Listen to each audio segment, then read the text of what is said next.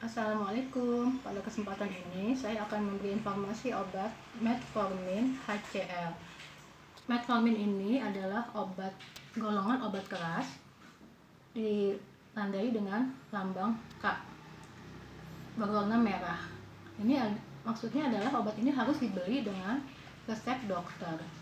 Metformin adalah obat antidiabetik oral pilihan pertama untuk terapi penderita diabetes mellitus. Metformin merupakan zat antihiperglikemik oral golongan biguanid. Mekanisme kerja metformin menurunkan kadar gula darah dan tidak meningkatkan sekresi insulin. Metformin tidak mengalami metabolisme di hati, disekresikan dalam bentuk yang tidak berubah dalam air kemih dan sejumlah kecil dalam tinja. Indikasinya adalah untuk pasien diabetes mellitus yang tidak tergantung kepada insulin dan yang mempunyai kelebihan berat badan yang tidak dapat dikontrol dengan diet saja. Dapat digunakan sebagai terapi tunggal atau dikombinasikan dengan golongan sulfonylurea. Untuk terapi tambahan juga pada penderita yang ketergantungan insulin. Semuanya harus atas kontrol dari dokter. Kontraindikasi atau tidak bisa diberikan kepada yang mengalami koma diabetes dan ketoasidosis, gangguan fungsi ginjal yang serius, karena obat-obatan semua disekresikan melalui ginjal. Lalu kontraindikasi juga pada yang mempunyai gangguan hati atau penyakit hati kronis, kegagalan jantung, atau yang mempunyai hipersensitif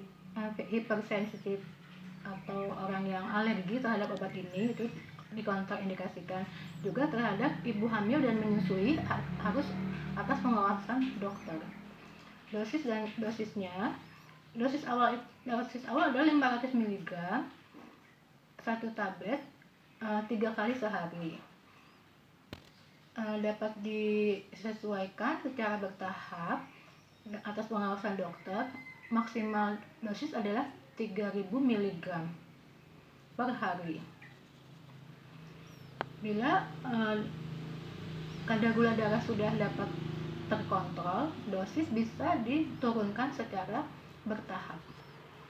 Obat ini bisa juga dikombinasikan dengan golongan sulfonylurea. Gejala-gejala overdosis bisa dapat terjadi apabila obat ini dikombinasikan dengan sulfonylurea dan insulin atau alkohol. Dan pada dosis berlebih dapat menyebabkan asidosis. Yang harus diperhatikan dalam pengobatan dalam terapi dengan metformin ini adalah hati-hati penggunaan pada penderita gangguan fungsi ginjal. Lalu tidak dianjurkan penggunaan pada kondisi di mana menyebabkan dehidrasi atau penderita yang baru sembuh dari trauma atau cedera berat. Dianjurkan pemeriksaan berkala kadar vitamin B12 karena penggunaan jangka panjang metformin ini dapat mengurangi absorpsi vitamin B12.